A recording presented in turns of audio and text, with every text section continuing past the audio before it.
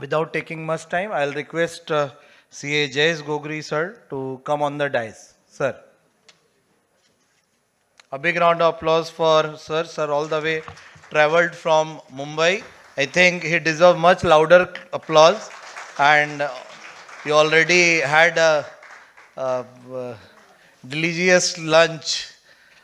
So we can expect some more sound. I'll also invite my fellow on the dais, our ACA member, C. Aditya Dhanuka. Please come on the dais.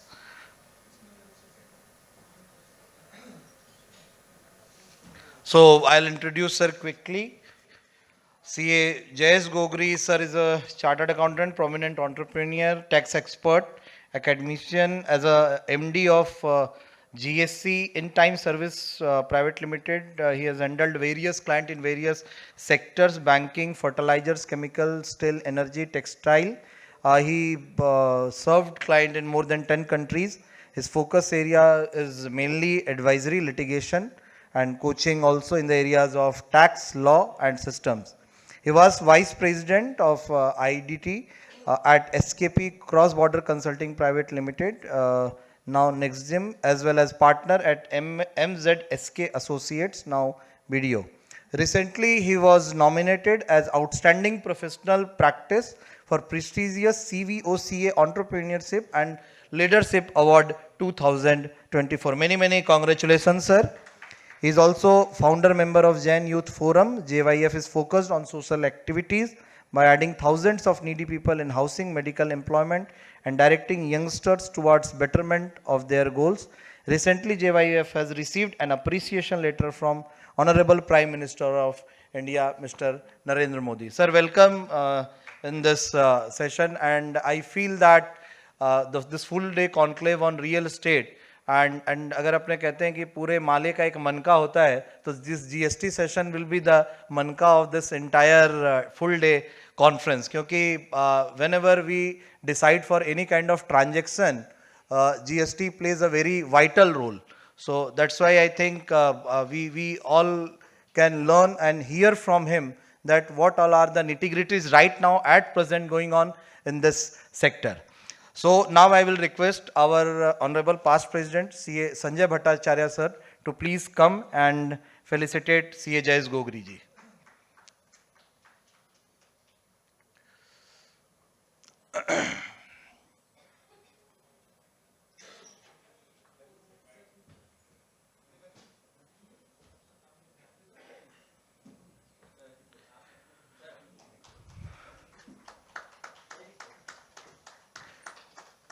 Again request to be a little bit more sound with your applauses. थोड़ा जोर लगाइए. आप जितनी जोर से ताली बजाएंगे हमारे स्पीकर सर उतना मोटिवेट होंगे और अपने अंदर से भी वो जोर लगा के उतना अच्छा ज्ञान आपको देंगे. So now I'll request CA Jayesh Gogri sir to take on the session on critical aspects related to GST. Thank you, sir.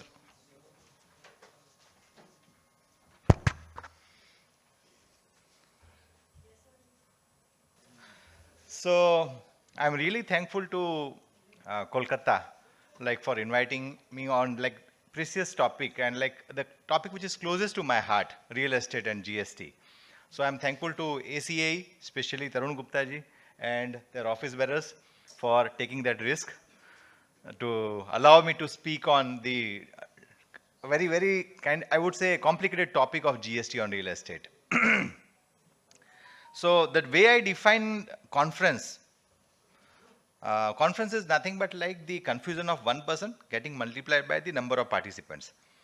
So whatever confusions I have on the real estate pertaining to GST, I'll share it with you so that you are also equally confused like me.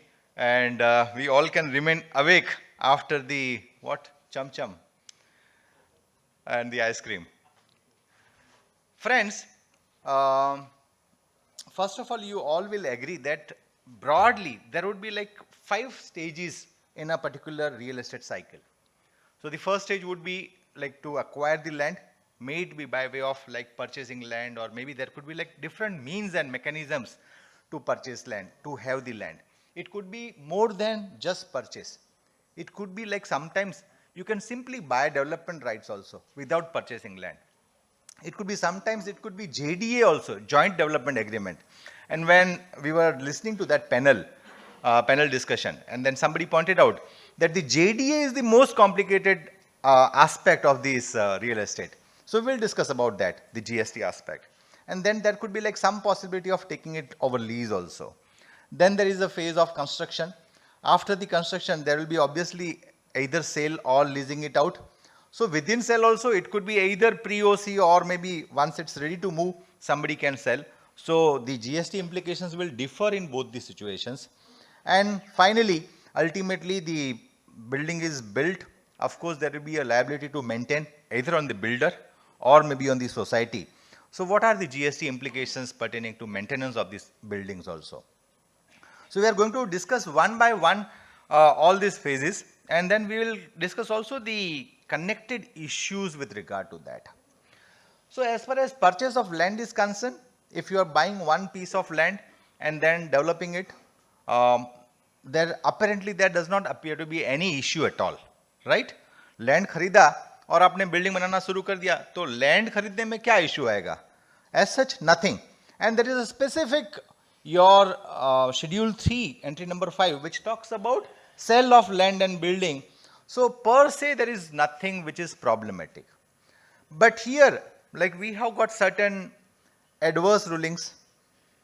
Barring West Bengal and Maharashtra, we have got some good advanced rulings, but otherwise I term advanced rulings as adverse rulings. Normally आप जितने भी advanced rulings देख लीजिए, if you count by number, if so far by now, if 1000 advanced rulings have been served, at least you can expect 900 of them, so 90% of them to be on the adverse side.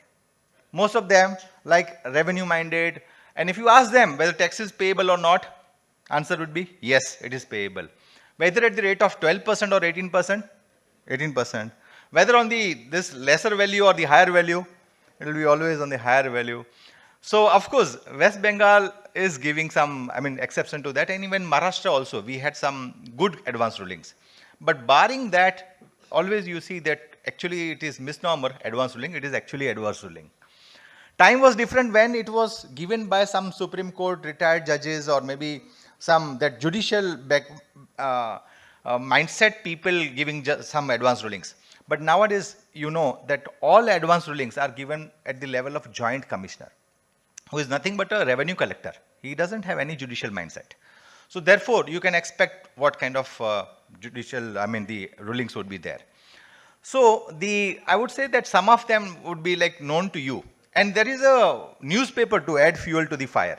So if there is one judgment, one advanced ruling in case of marquee developers, say for example, and which says that even if you are selling plot of land with some developed infrastructure, so if there is a plot of land with a boundary wall, maybe with a sewerage facility, maybe with electricity connection or maybe sewerage connection, the advanced ruling authority is saying that all this kind of sell of plots also are nothing but actually the service, supply of service, and that would attract how much? 18% rate, not even 5%, because there is no construction. You are selling just piece of land. There is surrounding boundary walls, etc., etc. So sell of land also has invited some sort of like concerns, and more so when like newspapers publish this kind of advanced rulings. Actually, it's applicable only to the applicant, not to even his own sister concern. But this kind of judgments have like provoked some kind of concerns. But otherwise, I would say plot of land which are being, whether there is some adjacent structure or not, whether there is some peripheral facilities or not, it remains plot of land, and that has been adequately been clarified by the circular also. Now CBIC has given that circular that plot of land, whether it is developed or undeveloped, in both these situations it will remain plot of land, it cannot attract GST. Okay. So those kind of advanced rulings are of no more use now, thanks to that CBIC circular, and thanks to some jhatka during that Lok Sabha elections, post which we could get lot many beneficial circulars. Okay. So maybe a little bit not good that the governing government got a little lesser seats, but because of that, probably certain things have started coming up fluently. So now with that circular, at least this plot of land, maybe it could be developed or undeveloped, that issue has been resolved. There could be some issues at ground level, people might be raising demands, but hopefully with that circular it will get resolved. There is one more question. Normally, like, I don't know whether it happens in West Bengal or not. Maharashtra में हमारा एक trend होता है. The moment you say, देखिए sir ये circular आ गया, which is binding on you, so you cannot raise this kind of demands. And typically, what answer do you get? You know? वो तो सेंट्रल गवर्नमेंट का circular है ना, हम लोग तो महाराष्ट्र गवर्नमेंट है, आम्हाला ते लागत नाही. And typically, I don't know whether the same issue is there with West Bengal or GST authorities or not, but this typically happens in Maharashtra, that many of the state level officers, they believe that this is central governments and they are not within India.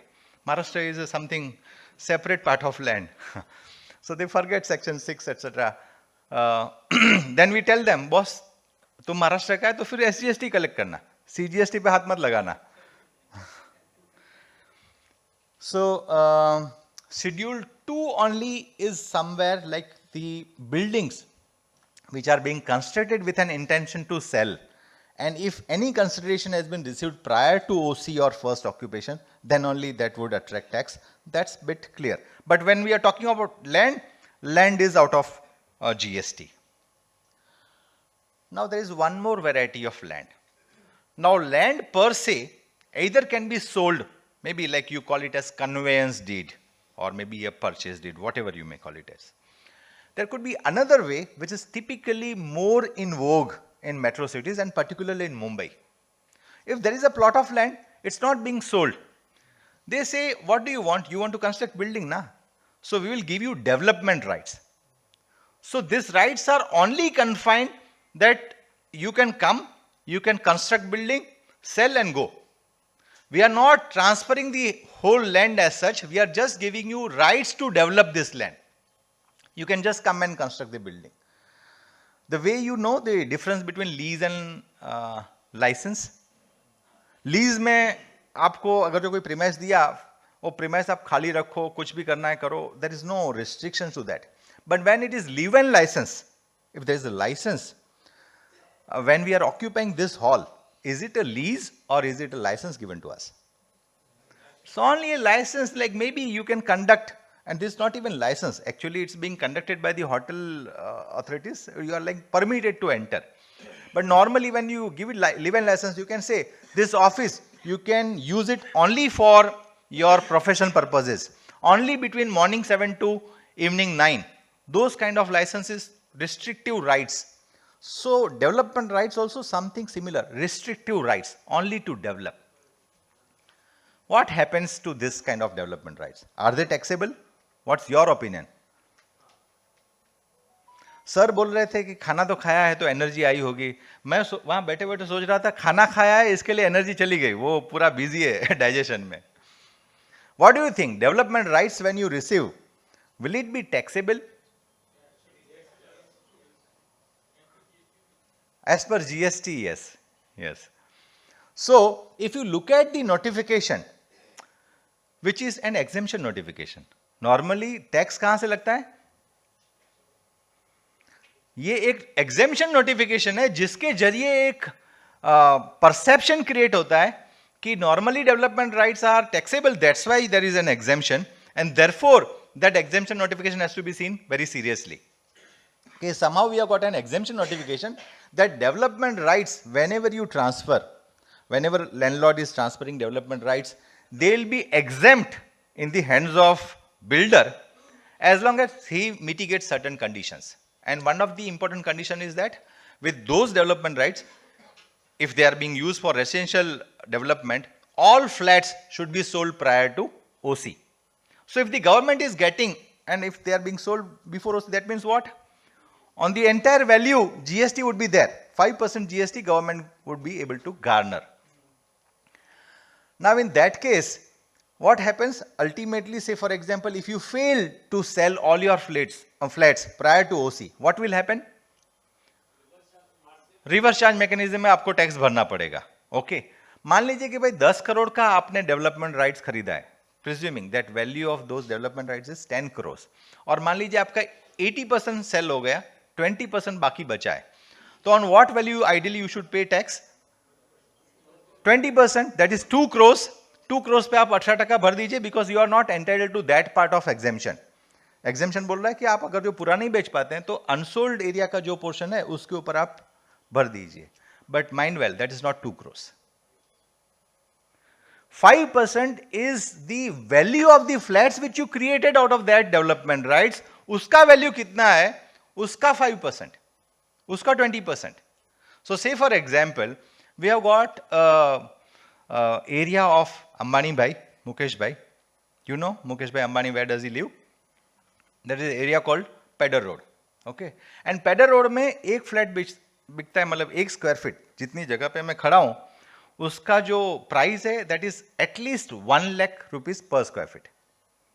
It could be more than that, it could be 1,25,000, it could be 1,50,000, but I am saying on an average वो area का जो rate है that is 1 lakh rupees per square feet. So if at all you happen to be that developer where your 80% flats remain unsold, okay, जिसका per square feet का value के हिसाब से आपका लैंड का वैल्यू होगा 10 करोड़ रुपया, and then this your unsold value could be 100 crores, then you may end up paying value on that 80 crores at the rate of 18%. Okay, that's the kind of this notification which is in the garb of exemption it's being issued. Can we ignore this kind of exemption notifications? कि भाई मुझे exemption notification चाहिए ही नहीं.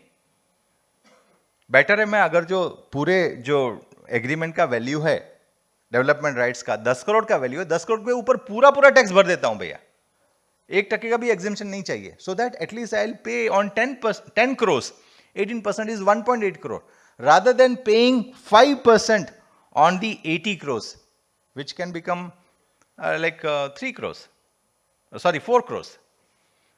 So can I say that okay, I don't want your exemption notification? Can you ignore exemption notifications? No?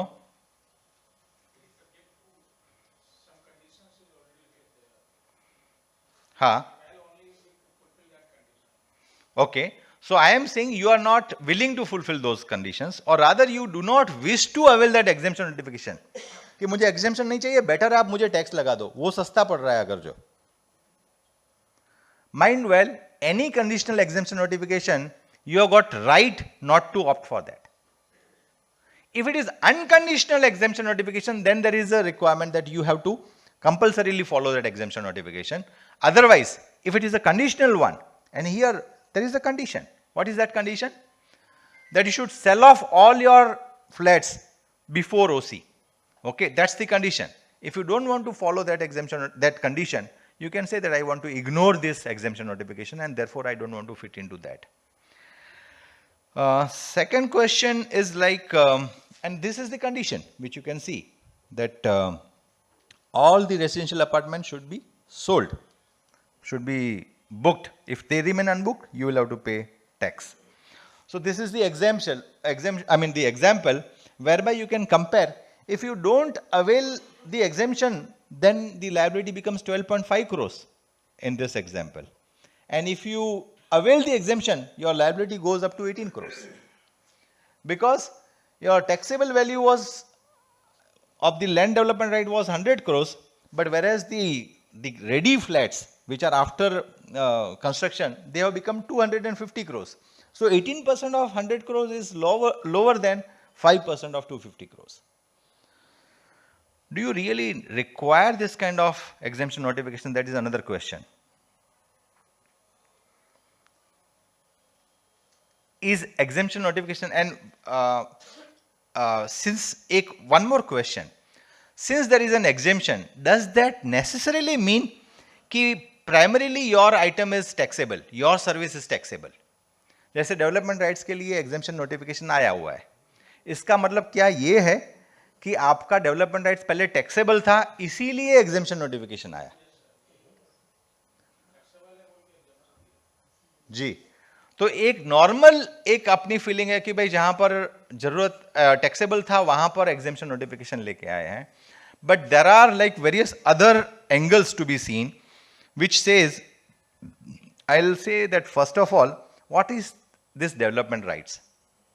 Ultimately, जब मान लीजिए एक parcel of land है अगर जो बेचा जाएगा तो all rights will go to the buyer, correct? Now in case of land development rights, only development rights are going to the buyer. Now in this case, can one say the rights which emerge out of land are nothing but land? And since land, as we saw, it is part of Schedule 3, not liable to be taxed at all. It's neither supply of goods nor supply of service. So again, to get the answer, we need to see what is the definition of land in GST. Any idea? है ही नहीं. Land का definition कोई GST में दिया हुआ ही नहीं है. There is no definition. Therefore can I look at some other legislations which are dealing with land? Say it could be RERA, और maybe it could be fair compensation act when the land is been acquire, right to fair compensation act, और could it be like, can I refer to even constitution? Rather I should, correct? because that's the mother law of all laws of India, including tax laws, including GST. तो सारा अगर जो definition देखेंगे तो you will invariably find it land includes benefits to arise out of land.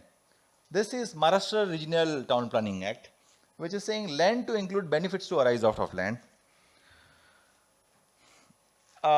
Even like we had come across the constitution entry 18 also, if you refer particularly that item which deals with land, land has been defined in the constitution, and which says land to include the rights which emerge out of land. All the rights which are arising out of land are land. So, and then there is a checkered history. There's two judgments from Bombay High Court itself, and then like we have got one old case of Safiabi that is from Supreme Court. All of them, and of course we have that Jaiswal's case, etc., which are long back. Even the right to fish, if there is a pond and some rights have been given to fish out of that pond, even that is being said as land only. It's not something different. Okay. Right to market, that is also something right emerging out of land. So all rights which emerge out of land are nothing but land. That's the so far history, and therefore one again comes up with the question: तुम्हारा exemption notification का really is there any need? What if I like don't follow at all? Aren't there adequate judgments or adequate kind of backup with me to say that I don't require any exemption at all? Anyways, my product is free. Railway के platform पे ही मैं नहीं हूं, road पे घूम रहा हूं. Would you ask me to buy ticket दिखाओ?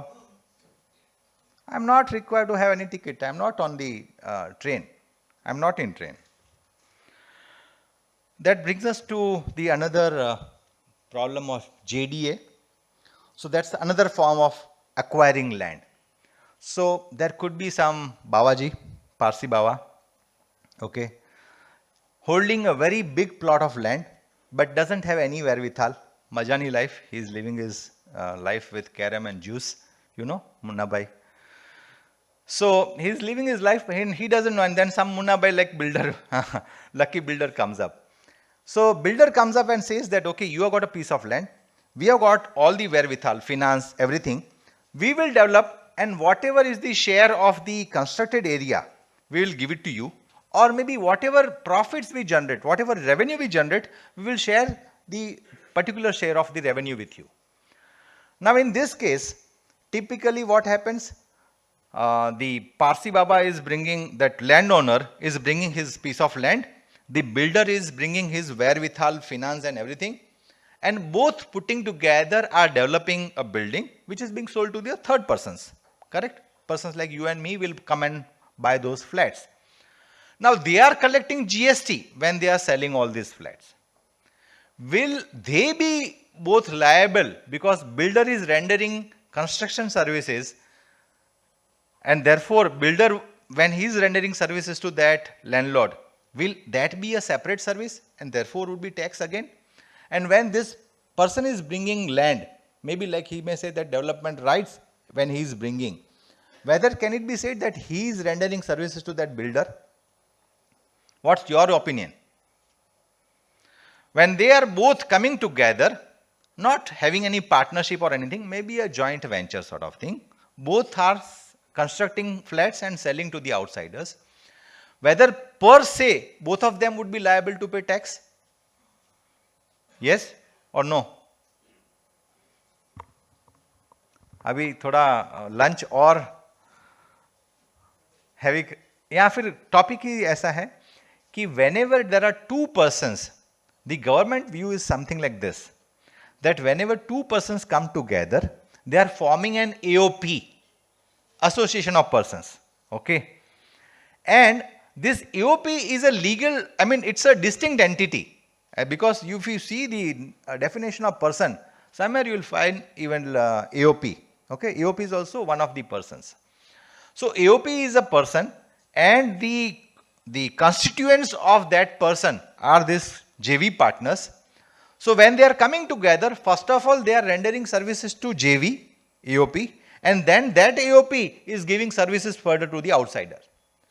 So there are two layers of taxation as per the government. That at the first layer, when these both JV partners are doing something to JV, that itself is a supply and you need to pay tax on that. And then later on, again you pay tax. The matter would be okay as long as we were able to claim ITC. You know that what is the typical problem of the real estate sector? Do you get ITC when you are into residential project? Clear no. If you are not getting any kind of ITC, if you pay tax, if both the JV partners pay tax when they are rendering services to AOP, and then again they pay tax while like selling to the buyer, can you imagine what could be the size of the revenue or the loss which these guys would be making? It can be a huge one. And you will be surprised that this kind of thing, I would say, I'll just show it to you. This is section 7, which deals with, section 7 deals with supply. Okay? Mother section of the entire GST law, one can say that this is the main crux of the entire GST law. This is section 7, which deals with what is supply, because supply is taxable under GST. So what is supply? They are defining, and then one of the clause in this section 7, the clause, the 7.1 is clause AA. And if you read this, the activities or transaction by a person other than individual to its member or constituents or vice versa for cash, deferred payment or other valuable consideration is also a supply. Now a person other than individual, AOP is what? Isn't it a person other than individual? It is. AOP is a person other than individual, and then the constituents, members or constituents, if like either way, either that AOP delivers some services to members or the members are doing some services, some supplies to the AOP, both ways it says that all these activities, okay, if it is for cash, deferred payment or consideration, it will be considered to be supply. That's the way supply has been defined. Okay.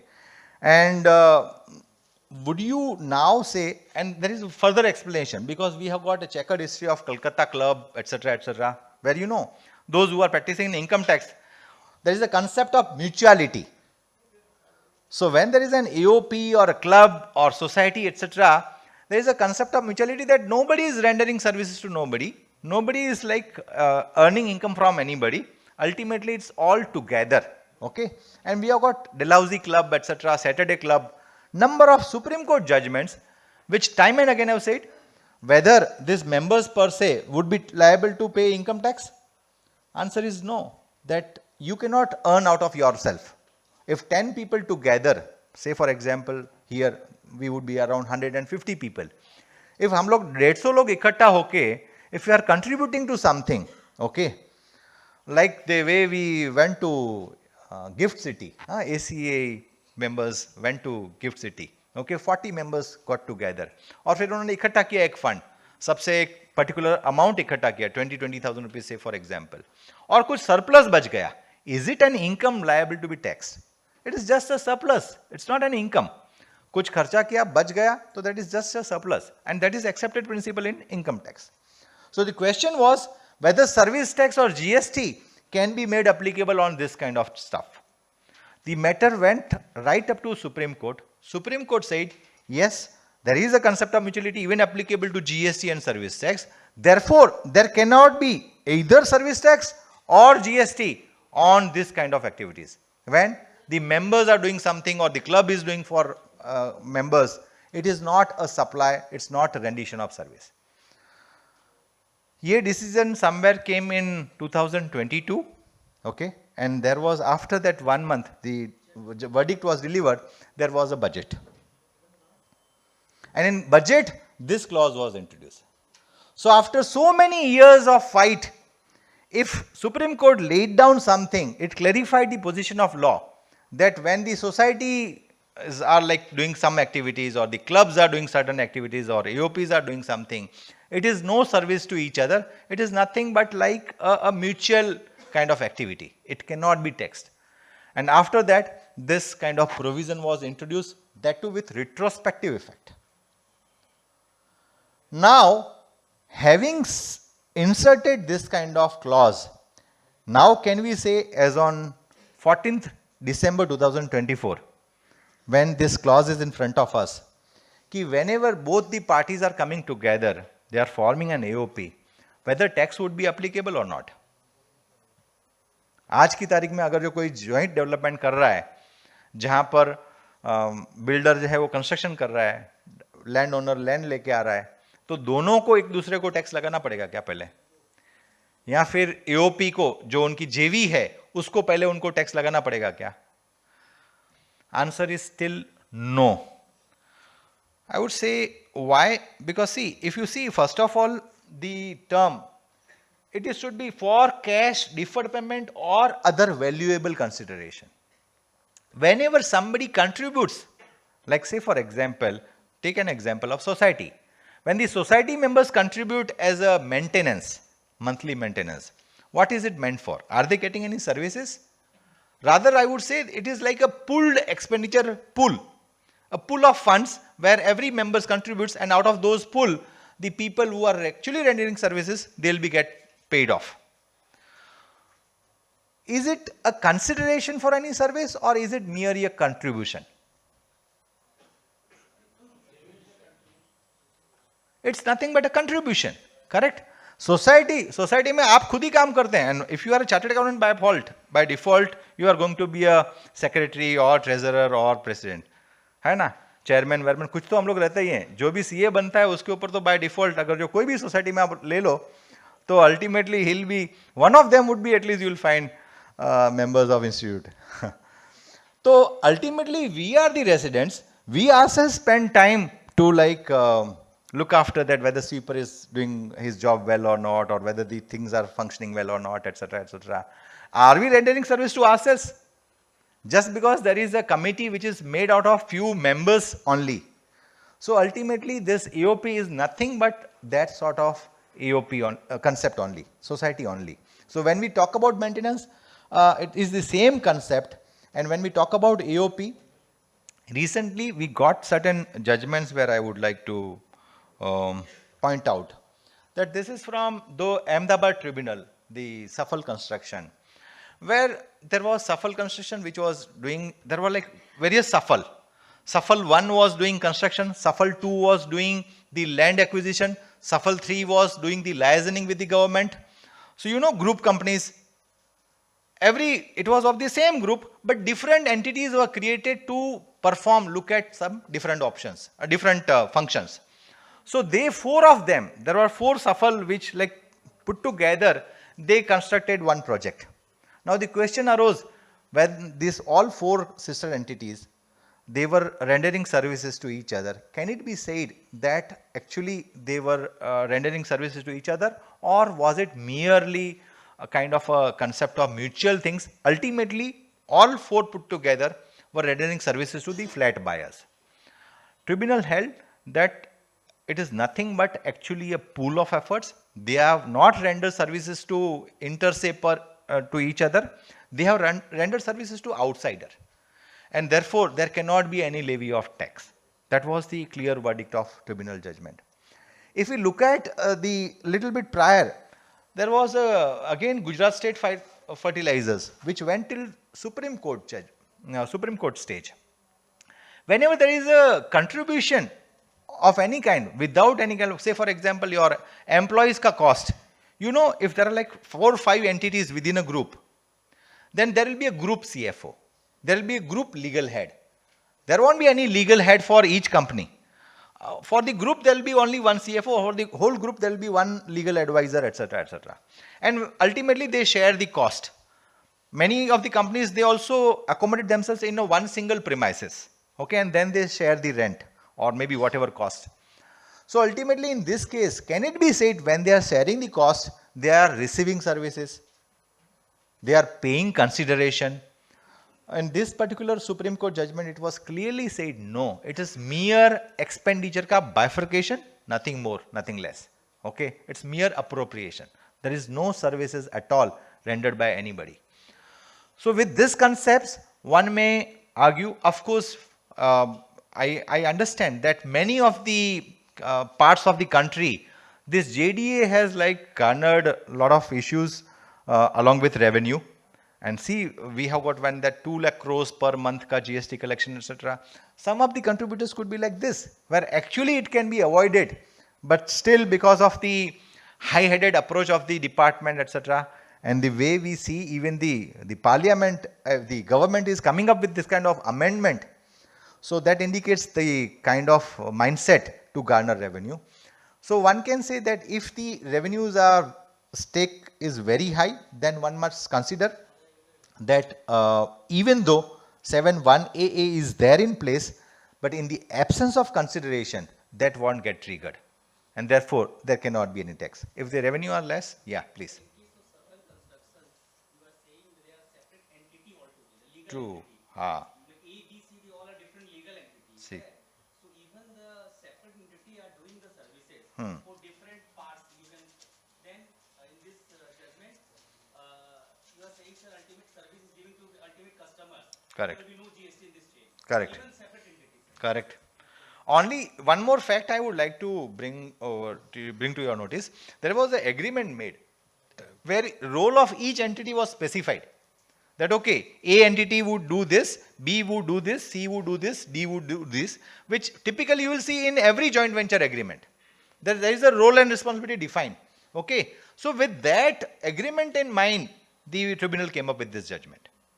Okay, so there has to be a clear-cut mandate that okay, they are not going to render service to each other, but their role qua the ultimate buyer would be this. Okay, so with those things, one can say that joint development in such cases can go out of this. Lease of land. Now again, those who are practicing since long, they would know that Panbari tea, and there were like various multiple Supreme Court judgments where they said that long-term lease is nothing but a transfer. Okay, when you deal with capital gains or long-term capital gain, etc., etc., the long lease, which can be termed as perpetual lease also. So if that is the kind of lease, and if there is one-time premium being charged for that, okay, one-time cost, it is nothing but transfer, and therefore the capital gains may arise, even your stamp duty also will arise. In Maharashtra, it is 85% of the normal transaction. If you would have purchased the land, whatever it would have attracted, say for example 100, you will end up paying 85 rupees in case of lease. So in all practical scene, it's considered to be a transfer, and therefore even the Builders Association of India, which is again I would say Maharashtra based organization, they were arguing that we have got one nearby Mumbai, we have got Navi Mumbai, New Bombay, and all the nodal authority of that development of that New Mumbai is CIDCO. So CIDCO, whenever it gives any plot of land for the construction of buildings, etc., it used to charge service tax, okay, and now GST, of course. So therefore, the matter went before the Bombay High Court. Bombay High Court somehow maybe the arguments were not put proper, etc., etc. Otherwise, we have got certain exemption notifications also. But for whatever reasons, even though best of the best counsels were there, somehow maybe like that judgment said that ultimately when the CIDCO is giving plots of land on lease, even though it could be long-term lease, even though there could be one-time premium, because distinction was if you are charging regular rent, which is nominal, 1 rupee, 10 rupee per annum, that kind of rent. That lease rental may be tax, but not the lease premium, that is which is one-time premium for transfer. So that was the scenario so far, but that was overturned by Bombay High Court.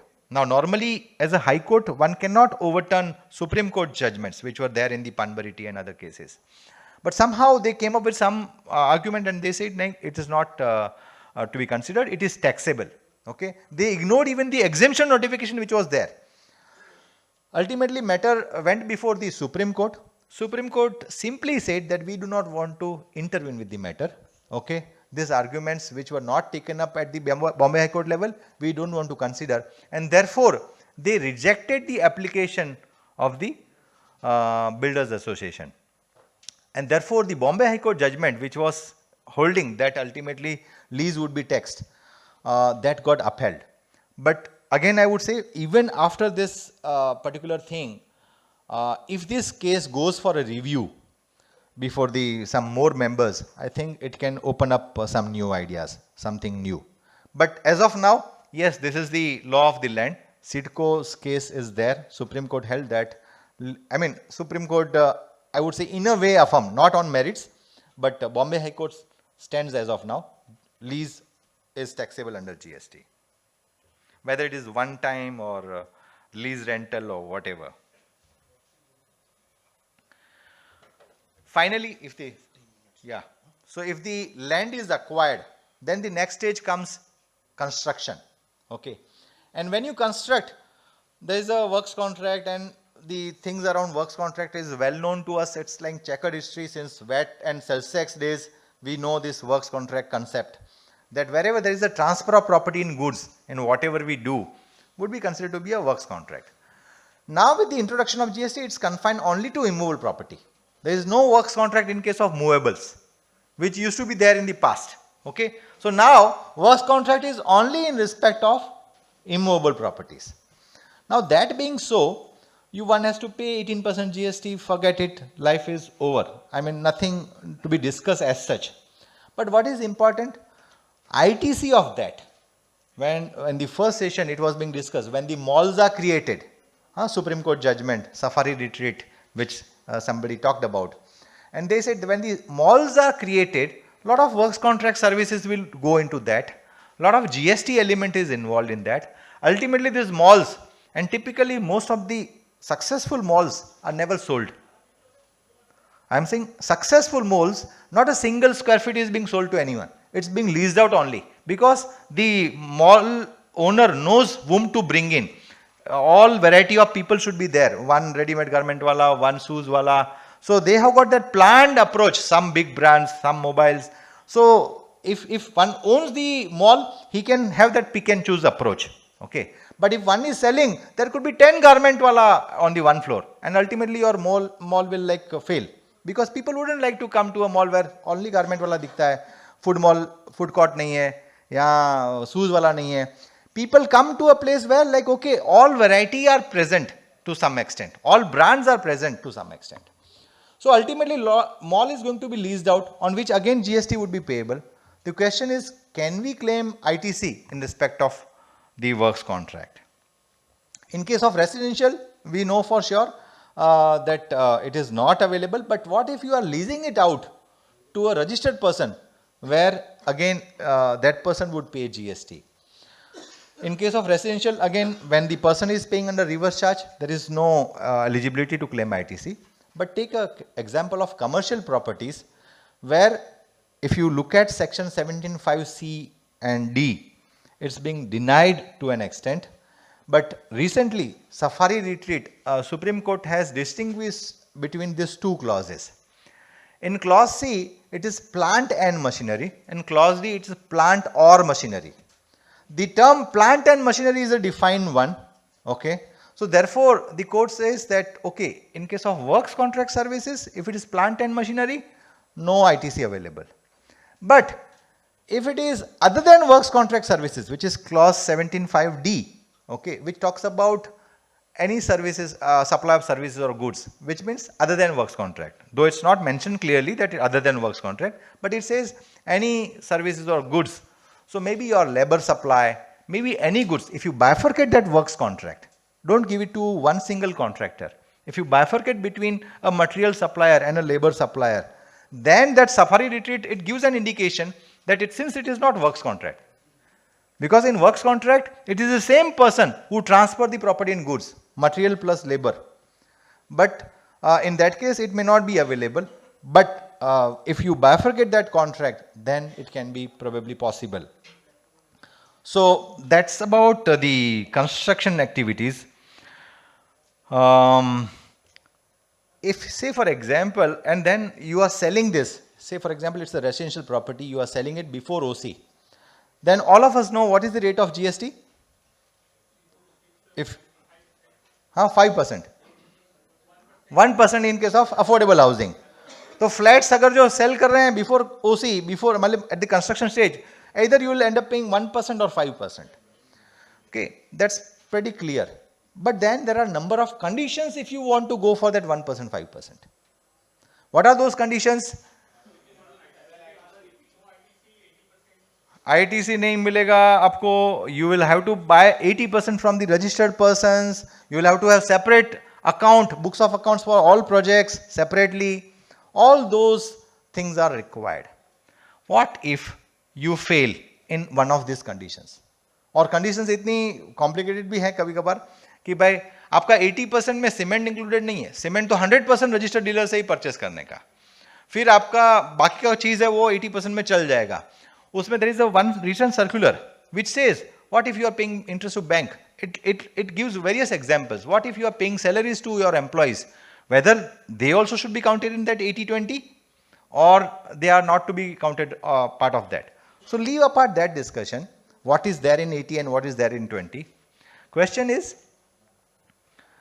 if you violate one of the conditions, then which rate would you end up paying? Will it be 1%? 18%? After abatement 12%. So see, this actual rate is not 5%. The actual rate is 7.5%. The actual rate is 1.5%. So because of that, in notification they say that 1/3 would be available as a deduction towards portion of land, and therefore the effective rate, that 7.5% multiplied by 67%, that becomes 5%. There is no rate of 5% in GST. There is no rate of 1% in GST notification. Now what if you are not fitting into that notification at all? Can you still claim portion of land, maybe 1/3% as a deduction? Can you still claim? Or whether on the whole value you will end up paying 18%. What would be the case? The biggest question, I mean, of course, I have given one article also. Maybe because of some technical reasons, the footnotes could not be published. But I have given the same discussion I have done in that, maybe with a little bit analysis, more detailed manner. There could be two possibilities. First possibility is that you are liable to 18%, but on what value? Whether on the whole value of the flat, or can you reduce the value of land? If 1/3 ka dimming fiction is not available, can you deduct the actual value of land? Then what is left over if you deduct the value of land? Whether the actual cost of construction, can you pay GST at 18%? And if you are paying at 18%, can you claim ITC? Answer to all these questions to my mind is yes. That if you are not able to fulfill all the conditions, then one may go to 18% rate, and in that case the whole value cannot be taxed because land is anyways out of the supply. I mean the definition of Schedule 3. It's not even supply. So in that case only the construction cost, and then if you are not part of that exemption notification, I mean the partial rate notification, then obviously normal ITC etc. should be available. So that is one option. The second possibility, when we discuss, it also comes up, actually there is no rate at all.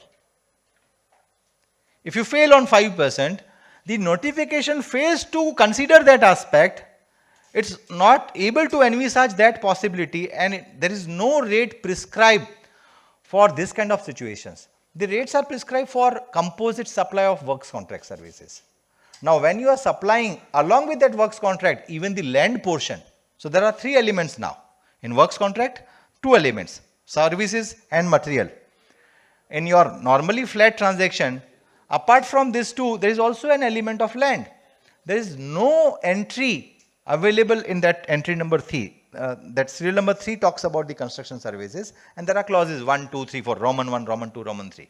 If you go through all those clauses, there is not a single clause which can take care of that situation. Does this mean that probably no tax is there at all? If you fail and willingly fail in that 5% wala conditions, I would say bit surprising, but if you follow that BC Srinivasa Sethi, etc., Supreme Court judgments which are there in income tax, that if the mechanism to levy fails, the levy also fails. Maybe that could be like a weird kind of possibility which may come up, but this is just what I am talking about. Like, if you look at the notification, there is no entry at all to cover where, like, if you are failing in fulfilling those conditions, what will be the rate. Then that brings us to the post OC cells, and there is one more point which is connected over here.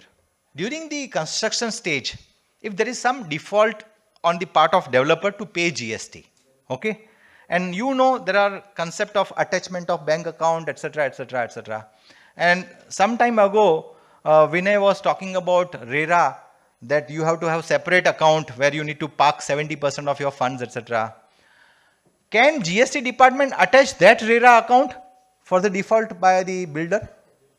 See, if there is some default in case of GST has not been paid, so can this account be attached for the purpose of recovery of GST?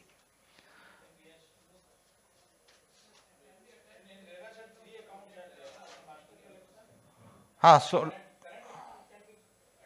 I am talking about that 70% wala bank account. There is a 24 June, recent circular, June 24 by the Maharashtra RERA authority, that you cannot attach, it is not part of any lien, any loan, whatever may be the case. This is besides that kind of any kind of levy or attachment, you cannot attach. But that is MahaRERA authority's order. Whether GST authorities will follow that or not. In one of our own clients' case, we had the similar issue where they attached the bank account, though we denied, and their levy was, the dues were 3 crores, they attached the bank account which were having the balance of 22 crores. So finally, ultimately we went to the writ court, and of course the writ court, like they issued a very strict strictures against the department, and they asked us to deattach the bank account. But this is like the similar kind of orders should be there, but there is, as of now, there is no judicial pronouncement stating that the RERA account cannot be detached, because we had raised two arguments. One was that 90 days are not over, and before that they have attached. So maybe like they would have considered one argument, but this is a typical case where builder fails, even RERA account needs to be protected. After OC, there is no problem at all. One can very well say that entry 5 is able to cover that. What if you have applied for completion construction, completion certificate, but so the authority is taking its own sweet time, maybe 3 months, 4 months, and then they are not issuing any kind of completion certificate. Are you still being liable to pay GST? Again, if you see, the actual competent authority is not the local authority, not the municipal corporation. If you look at many, your Municipal Corporation Act, actual authority to grant completion certificate is architect. So in fact, there is no need to go to or wait for that local authority's order. But this is, I am saying, one will have to put it with along with various provisions of law, then only it will sail through. But actually, if you see multiple BMC laws, municipal corporation laws, it is the architect who is competent to issue completion certificate. Finally, coming to renting, we have talked about land, the CIDCO case, etc., etc. Buildings, there was a dispute between the Retailers Association when the VAT and service tax law both were different, And when the retailers were being taxed for that rented out premises, they say that ultimately, how should we set it off? Against VAT, it is not allowed. Probably with the introduction of GST and the 101st Constitution Amendment, now the things should be like that way simpler, and anyways people are eligible to ITC, so there should not be a problem. And again, when you are renting it out, Safari Retreat should come to our rescue. For the buildings being rented out, they say that even works contract services, etc., can also be taken as a credit, because it is not on his own account. It is actually for renting it out. And that brings us to the last issue of maintenance. When builders are, before handover to the society, if they are maintaining, and if you see, the RERA also mandates that builder has to maintain it. And ultimately, when the society is formed, it will be handed over to the society. Now the question is, when builder is maintaining, when he is charging maintenance, will he be subjected to GST? If yes, at what rate? 18% or 5%? So as long as, if there is a concept of composite supply, if you are charging one lump sum consideration where all items put together, maybe your legal charges, that charges, formation charges, etc., all put together, if you are charging one single sum, one may say, and if it is part of the single agreement, one may say that it is nothing but a composite supply, and therefore, if at all tax is applicable, 5%. The other argument, which is there with the case, we have got a couple of tribunal judgments, which says builder is merely following the mandate of the law. At that point in time, when these judgments were delivered, it was not RERA, it was MOFA. Okay. So MOFA also mandated the same thing, that before the society is formed, you have to take care, and finally once the society gets formed, you hand over with whatever surplus is left. So in these two tribunal judgments, the tribunal held that ultimately maintenance is a regulatory duty of the builder, and therefore he is not supplying any services. Usko to jak maar ke karna hi hai. He is mandated under the law, and therefore whatever he does is not a rendition of service and should not be subjected to service tax. There are like 2 to 3 judgments on the same ground which can be looked at. What if it is by society? We have already discussed a lot about that society is actually AOP, and what has to be seen is whether there is any consideration or contribution. So we discussed that at length, that ultimately when society is collecting, it is not a consideration for any services, it is still a contribution towards the expenditure to be incurred. So in that sense, again, one may not be able to, one may say that I am not part of that 7(1) AA, and therefore I am not part of supply, it should not be taxed. So this was all which I wanted to say about some aspects within this limited time given to me. Really, it was a wonderful opportunity to discuss. I hope I could confuse you well. So wonderful audience, and it was really a pleasure. Thank you very much.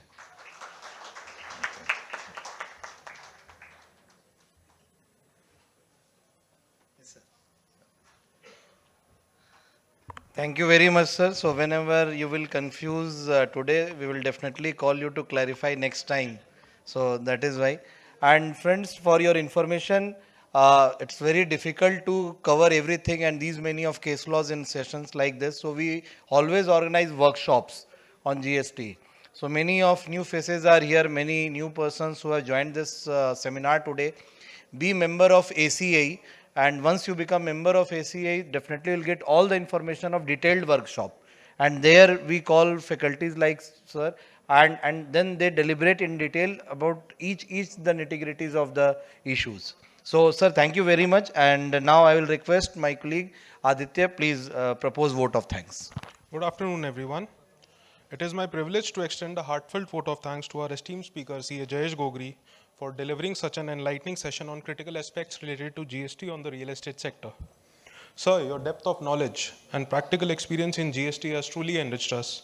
Your ability to break down complex concepts into simple, actionable insights was remarkable and invaluable. The examples you shared from your practice not only clarified intricate points, but also gave us deeper insights into the challenges and opportunities of GST.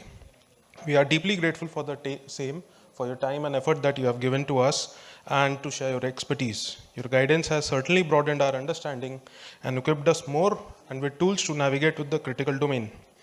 I, on behalf of everyone here, extend our sincere gratitude and best wishes for your continued success in your practice. We hope to have the privilege of learning from you again in the future.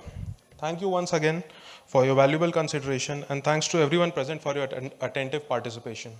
Signing off, and we move forward to third and penultimate technical session, the critical aspects related to accounts and audit in real estate sector. Thank you.